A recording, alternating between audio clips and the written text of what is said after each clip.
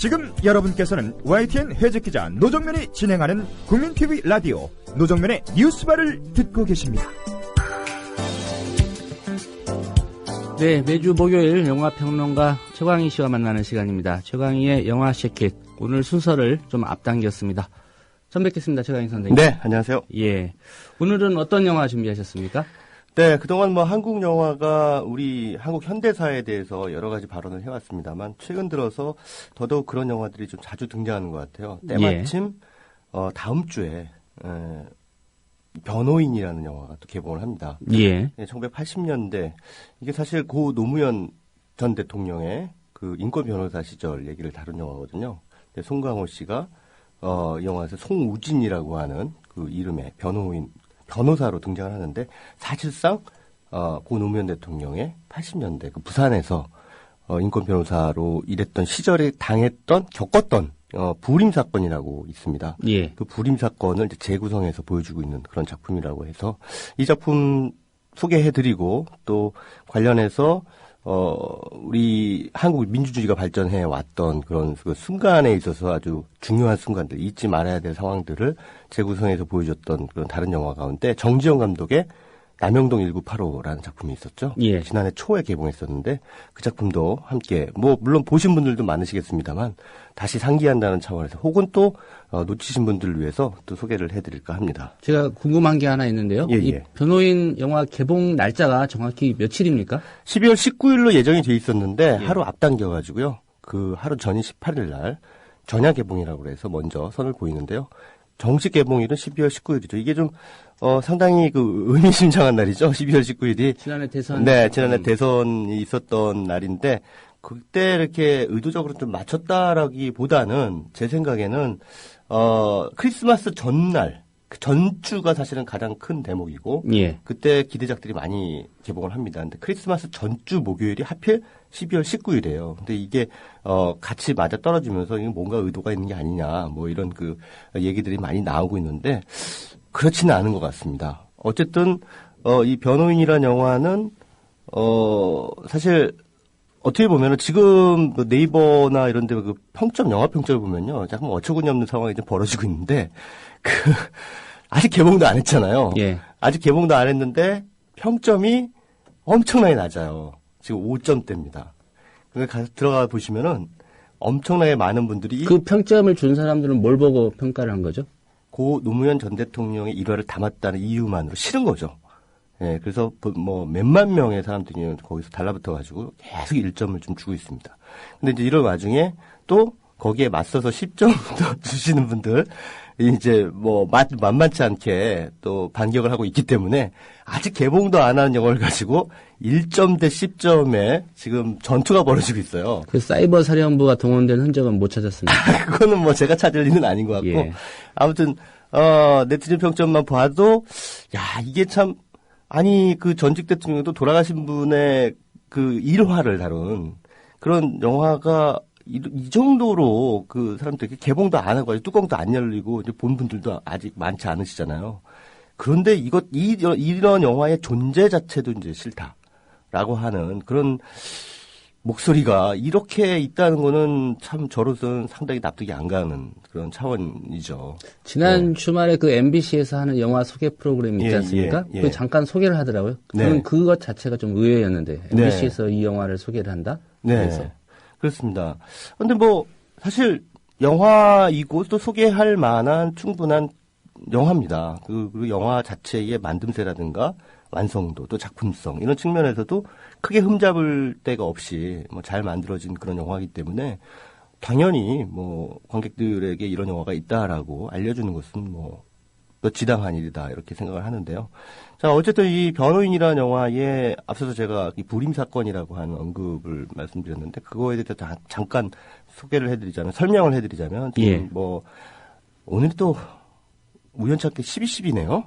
12월 10일이죠. 네, 12월 10일. 12.12 쿠데타로 정권을 장악한 그 전두환 신군부. 그 전두환 신군부가 이제 대통령이 됐죠. 대통령이 된 다음에 이제 1981년에 일으킨 이른바 용공 조작 사건 가운데 하나죠. 예. 뭐 아시다시피 박정희 대통령 시절이나 유신 정권 시절이나 아니면은 전두환 정권 시절에 그런 많은 용공 조작 사건이나 간첩 조작 사건이 있었습니다. 근데 그 가운데 하나가 이제 부림 사건인데 바로 그 부산 지역 항림 사건이라고 부르는 겁니다. 그래서 줄여서 부림 예, 사건. 부림 사건이라고 하는데 뭐 학생들도 있고요, 교사도 있고요, 뭐 여러 지식인들이 같이 참여한 일종의 그 독서 동호회. 이제 그 사람들을 한꺼번에 이제 굴비역듯이 엮은 겁니다. 그래서 얘들이 국가 반란을 획득했다. 아, 이런 식으로 이제 갑자기 22명을 그냥 잡아버리죠. 예. 그래서 그들을 그냥 영장도 없이 체포를 한 겁니다. 영장 없이 체포하는 것은 불법이죠, 사실은. 인권에 반하는 불법 체포인데 그렇게 체포를 해놓고 60여일 동안 또 가둬놓고 고문을 했어요. 엄청난 고문을 가했죠. 그래서 이들이 정말 반국가 활동을 했던 것처럼 자술서를 꾸민 거죠.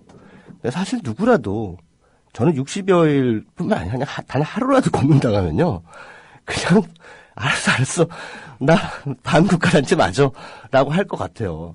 어떤 사람이 그런 혹독한 고문 앞에서 뭐 린치를 비롯해서 뭐 고춧가루 물 먹이기, 그다음에 얼굴에다 수건 뒤집어 씌워놓고 뭐 이렇게 물을 이렇게 쏴요. 그 예. 물을 이렇게 얼굴에다 막 쏘고 그러면은 사람이 완전히 제정신이 아니게 되거든요. 그다음 물고문, 뭐 거의 뭐 진짜 익사 직전까지 보냈다가 다시 꺼내고 하는 그런 상황들이 60여일 동안 반복이 된다고 한다면은 어떤 사람이든 자신의 양심의 자유를 저버리게 될 겁니다.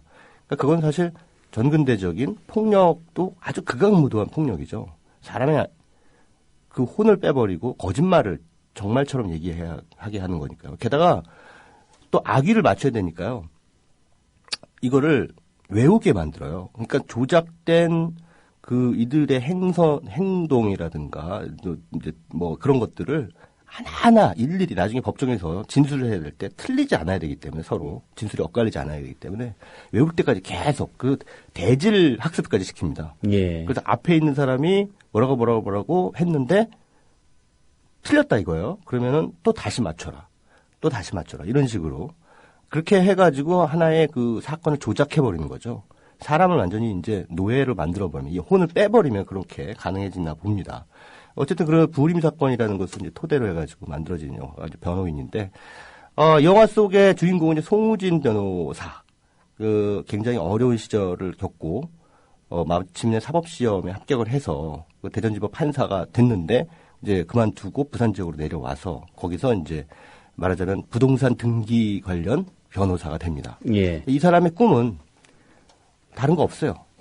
그냥 잘 먹고 잘 사는 거. 돈 많이 버는 거. 돈 많이 버는 거. 예. 그러니까 스스로 자기는 속물 변호사다. 이렇게 얘기를 하죠. 나는 그냥 돈 많이 버는 거. 그리고 거기서 뭐 막 그 학생들 데모하고 뭐 이런 시위, 뭐 민주주의 시위하는 장면들이 나오는데 그걸 보면서도 쟤들이 왜 저러지라고 하는 그런 어떤 뭐랄까 그 시류에 대해서 크게 관심이 없는 그런 사람이에요. 송우진 변호사가. 그런데 자신이 아주 힘들었던 시절에 그 밥을 먹던 국밥집이 있었습니다. 예.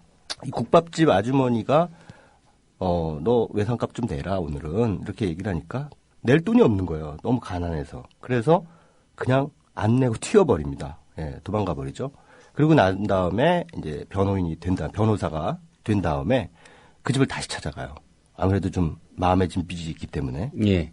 그 집 국밥집 아주머니가 이제 영화 속에서 김영애 씨가 연기를 했는데 다시 찾아가서 그때 정말 제가 죄송했습니다. 돈을 안 내고 미처 안 내고 갔네요. 라고 하니까 그 국밥집 아주머니가 아이고 그냥 이렇게 성공해서 돌아왔으면 됐지. 지금 있는 이 밥도 그냥 공짜로 먹어라. 라고 이제 말씀을 하시니까 송우진 변호사가 울컥하죠. 네, 울컥해서 저 좀 안아봐도 되겠습니까? 하면서 그분을 싹 안아줍니다. 그리고 자신의 뭐 사실상의 어머니처럼 예. 여기게 되는 거죠. 그리고 이제 세법 관련 변호사 일을 하면서 계속 그 사무장으로 김달수 씨가 나오는데 두 사람이 계속 하루도 빼놓지 않고 그 집에서만 점심을 먹습니다. 그러니까 김달수 씨가 저 딴 데 가서 오달수 씨 아닙니다. 예, 오달수 씨 죄송합니다. 그분이 하도 이제 지겨우니까 딴 데 가서 먹읍시다 하니까 그래도 뭐 그 집에 가야 된다. 근데 이런 와중에 바로 그 집의 아들, 국밥집의 아들이 부림 사건. 네. 연루가 되는 거죠. 뭐 덮어 씌워서요. 예, 그렇습니다. 어느 날 갑자기 그냥 연행이 된 겁니다. 내가 생각하기에는 전혀 뭐 그런 반국가 단체를 구성하거나 이런 친구가 아닌데 굉장히 뭐랄까요, 그냥 뭐 정의로움은 가지고 있습니다만 상당히 순박한 그런 친구인데 그 친구가 어느 순간에 그런 사람이 돼 있는 거죠. 예. 게다가 60여일 동안 소식도 없어요. 행방불명이 된 거예요. 뭐 이렇게 자와갔으면 알려놔줘야 될 거 아니에요. 알려주지도 않고 그러다 나중에 어느 순간 그런 상황에 처해 있다는 것을 알게 되는데 그 국밥집 주인 아주머니가 찾아와서 도움을 요청하게 됩니다.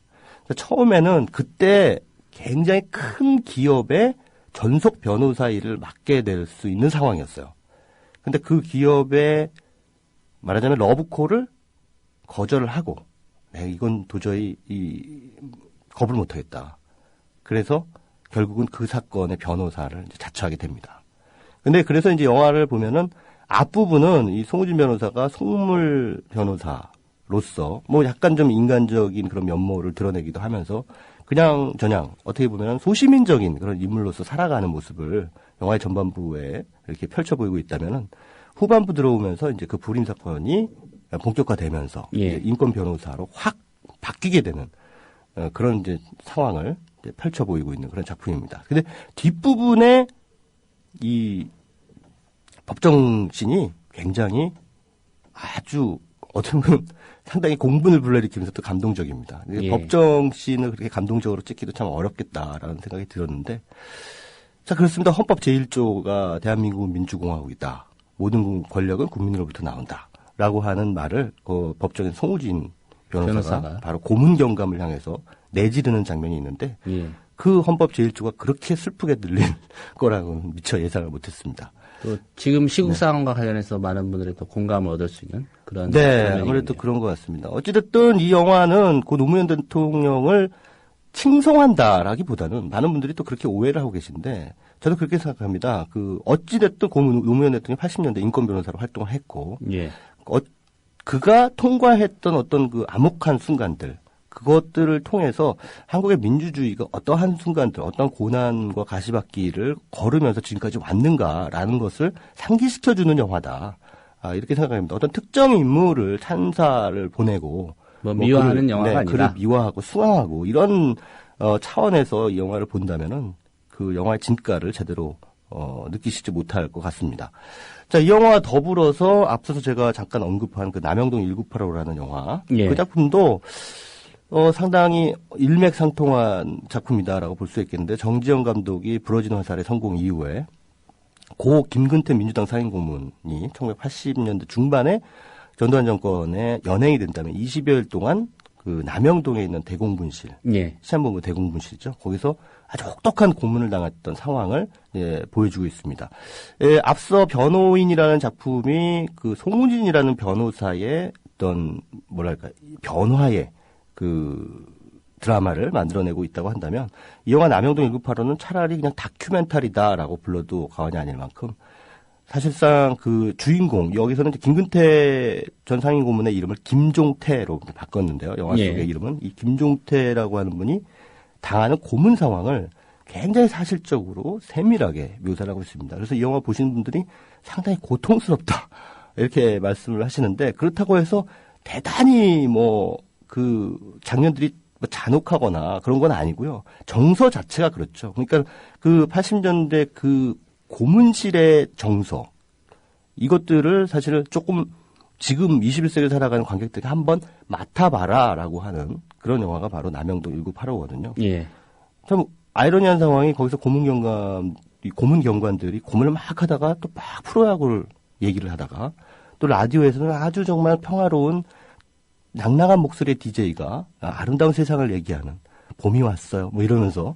근데 그런 와중에 누군가는 거기서 죽어가고 있는 거죠. 고문을 당하면서. 이런 아이러니한 상황을 대비시켜 가면서 우리의 일상이라는 게 사실 눈을 크게 뜨고 시야를 넓히지 않으면은 우리 삶 자체가 아무것도 벌어지지 않는 걸 수도 있겠지만 우리가 모르는 사이에 그렇게 뭔가 시계를 거꾸로 돌리려고 하는 시도들이 항상 벌어질 수 있다는 것을 이 남영동 1985라는 작품이 아주 효과적으로 관객들에게 일깨워주고 있죠. 그 최강희 선생님 개인적으로는 그 변호인 영화 평점 매긴다면 몇 점 정도 주시겠습니까? 저는 이 영화는 사실 평점을 매긴다는 게 좀, 그다지 적절하진 않은 것 같은데, 제가 보기에는 한 4개 정도, 별 5개 중에요. 예. 4개 정도는 줄 수 있지 않을까 싶습니다. 영화의 마지막 장면, 제가 말씀은 못 드리겠습니다만, 정말 묵직한 감동을 얻고 나오실 수 있는 그런 마지막 장면이 준비가 돼 있더군요. 예. 네. 노무현 전 대통령의 어떻게 보면 인생의 좀 전환점이 된 그런 그렇습니다. 사건을 다룬 그런 영화군요. 네. 그렇습니다. 오늘 말씀 고맙습니다. 네, 감사합니다. 네, 지금까지 최광희 영화 평론가와 얘기 나눠봤습니다.